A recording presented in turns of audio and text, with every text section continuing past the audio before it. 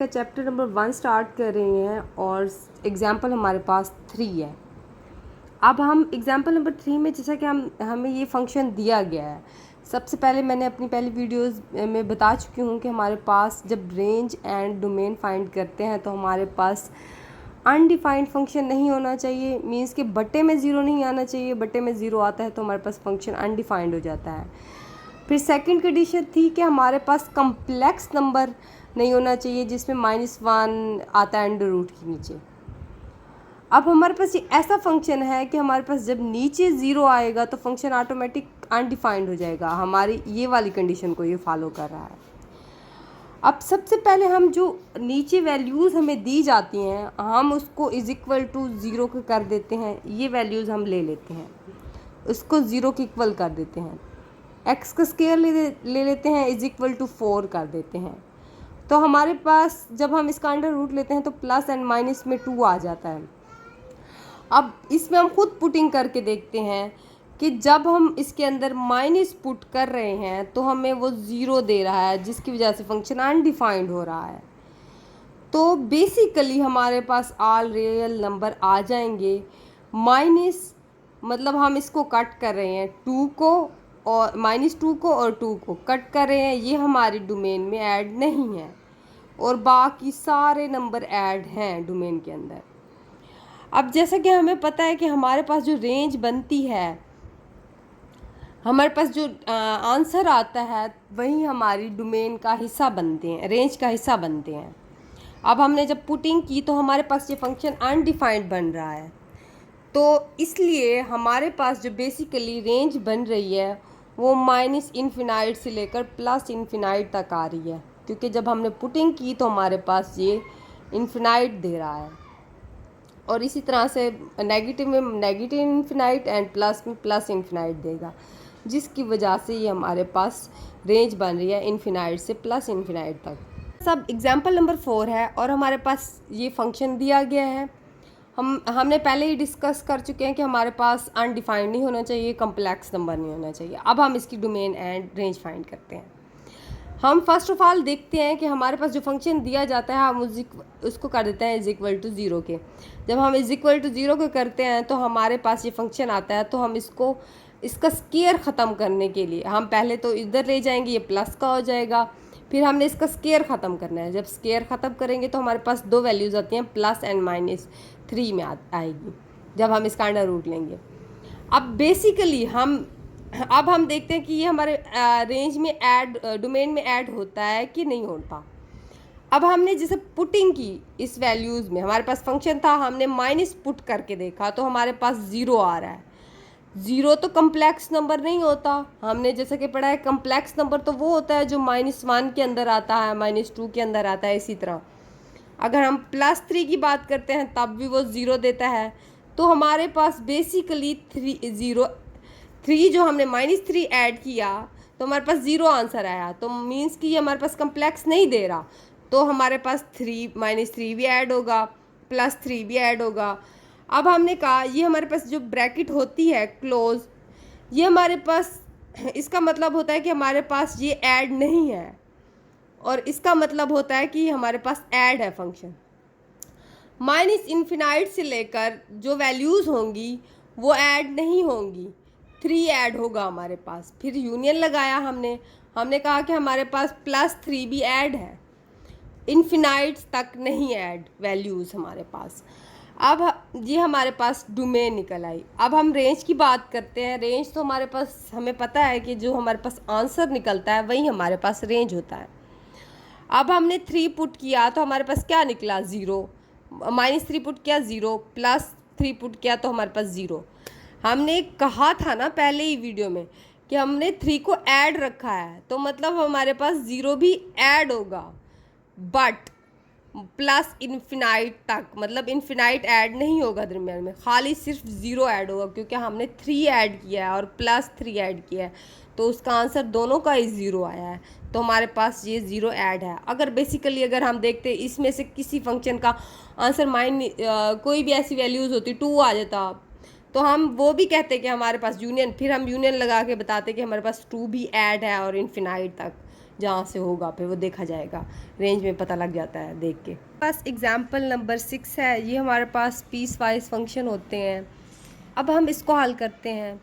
इसमें सबसे easy trick ये है कि इसमें हमें उसने डोमेन दे रखी होती है और हमने सिर्फ रेंज फाइंड करनी होती है।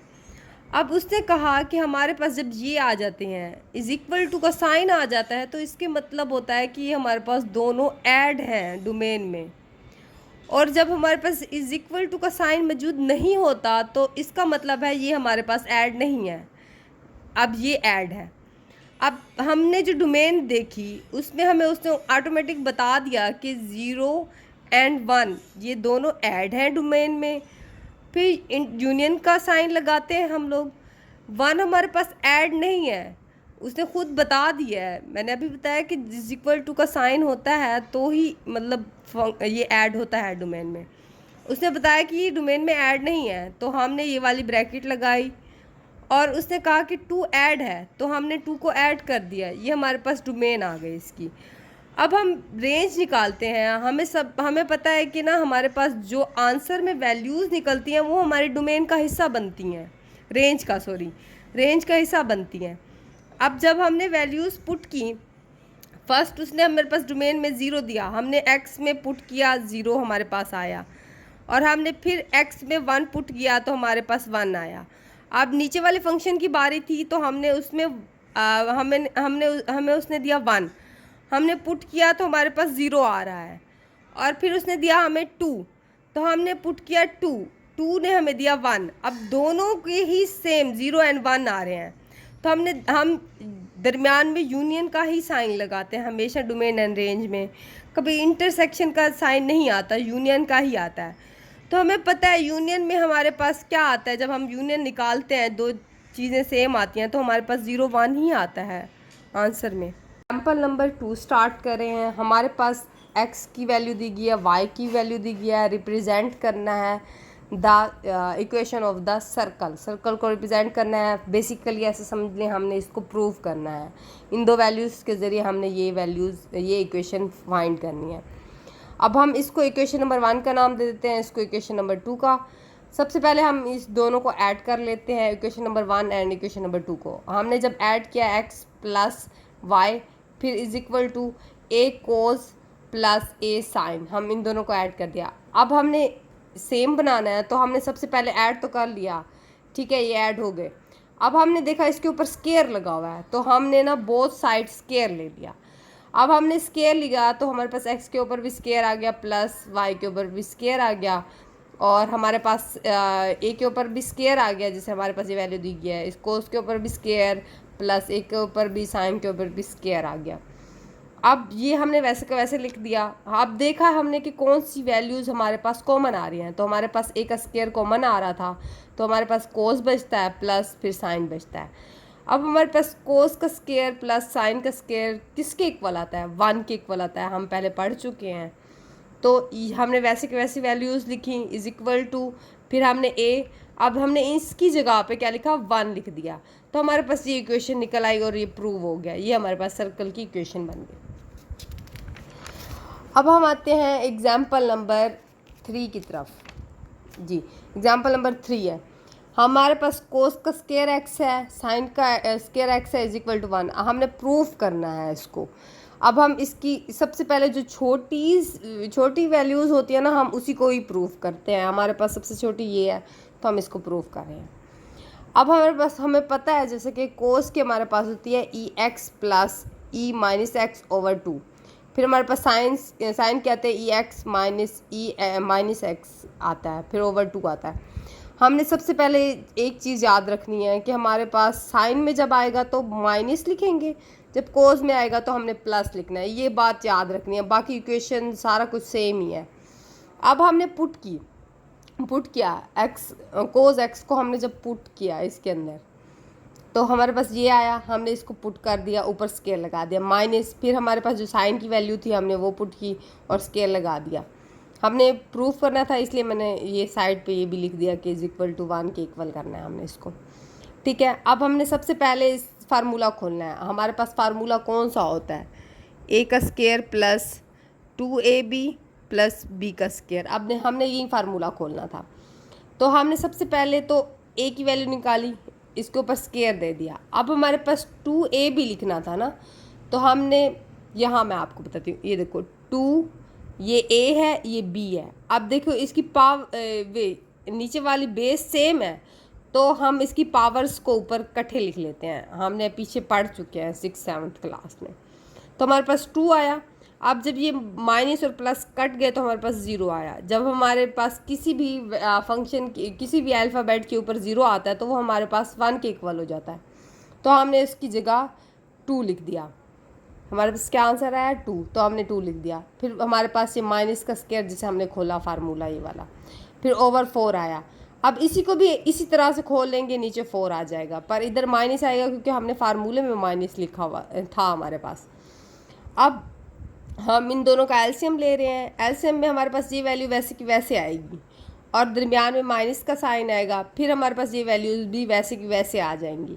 अब जब हम ये वैसे की वैसे लिख देंगे, हम माइनस खोलेंगे तो ये माइनस माइनस हो जाएगा, ये भी माइनस माइनस हो जाएगा। ये माइनस का था तो ये प्लस में आ गया। तो हमारे पास ये और ये वैल्यूज़ कट गई, तो हमारे पास क्या बचा, ऊपर 2, ये दोनों को प्लस किया तो हमारे पास 4 आया और नीचे 4 के साथ कटा तो ये हमारे पास 1 आ गया। ये हमारे पास प्रूव हो गया। बी पार्ट स्टार्ट करते हैं। हमारे पास कोस की वैल्यूज़ ये है और इसकी वैल्यू साइन की वैल्यू हमारे पास ये है। मैंने कहा आपको साइन हमेशा याद करो, माइनस से स्टार्ट होगा। इस आई से ऐसे ले लें आप, आई को हमने ऐसे इस एंगल में ले लिया तो ये माइनस हो गया। इस तरह से आप याद कर लें इसको। जब हमने इसको वैल्यूज़ दी तो हमने फार्मूला खोला, जैसे हमने पीछे फार्मूला खोला था वैसे ही यहाँ फार्मूला खोला है हमने। इसको भी ये 4 हो गया। फिर हमने एलसीएम लिया। अब हमारे पास ये माइनस का था, दरमियान में तो प्लस है, वैसे की वैसी वैल्यूज़ आएंगी। ये माइनस का था, ये पॉजिटिव का था, ये और ये कट गए। हमारे पास ये क्या बचा, ये 2 बचा। 2 आया क्योंकि ये देखो ये प्लस हुआ और ये भी ऐड हुआ, तो हमारे पास ये वैल्यूज़ आई। तो हमारे पास कॉमन क्या आ रहा है, 2 आ रहा है। कॉमन लिया हमने, ई का स्क्वायर आ रहा है और इधर भी ऐसे ही आ रहा है। ये जब कटेंगे आपस में तो हमारे पास नीचे क्या बच जाएगा, 2 बच जाएगा, ऊपर यहीं की वैल्यू आएगी। तो ये हमारे पास प्रूव हो गया। अब हम आगे चलते हैं, एग्जाम्पल नंबर 3 की तरफ आते हैं। वो कहते हैं हमारे पास फंक्शन इवन और ओड है, हमें बताएं। सबसे पहले हम इवन और ओड चेक करने के लिए हम ना x को माइनस रिप्लेस कर देते हैं माइनस एक्स की तरफ। अब हमारे पास जहाँ भी x आएगा हम उसमें माइनस एक्स पुट करेंगे। अब हम यहाँ हमारे पास x था तो हमने minus x is equal to 3, यहाँ भी माइनस एक्स, फिर -2 -3 माइनस एक्स का स्क्वायर प्लस 7। अब हमारे पास जब इवन ऊपर पावर आती है इवन, तो हमारे पास वो पॉजिटिव हो जाती है वैल्यूज़। और ये देखिए इधर भी इवन है तो हमारे पास वैल्यू क्या आई, पॉजिटिव हुई। ये तो माइनस ये वाला ही था, ये पॉजिटिव हो गई, +7 7 का 7 वैसे आया। अब आप देखें ये जो फंक्शन है हमारे पास क्या आ रहा है, ये वाला फंक्शन बन रहा है ना, सेम है ना। तो अब हमने देखा कि जब हमने जब माइनस पुट किया तो वो सेम आ रहे हैं, फंक्शन के इक्वल आ रहे हैं।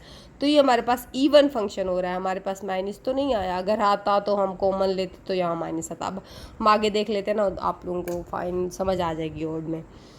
अब हमने रिप्लेस किया, माइनस एक्स की जगह हमने माइनस एक्स रखा, इधर भी माइनस एक्स का स्क्वायर रखा +1।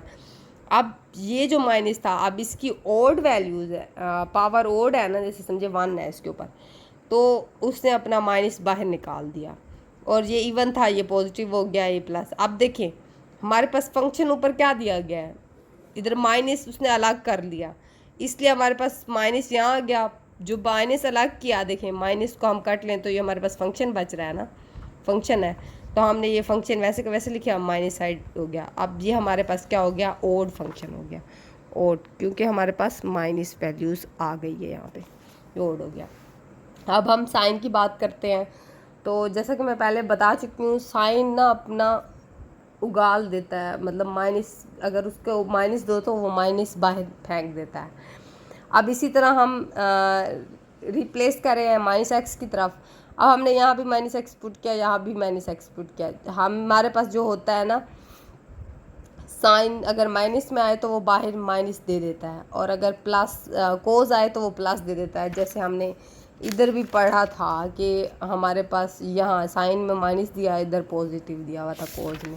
इसी तरह इसका भी यही सिस्टम है।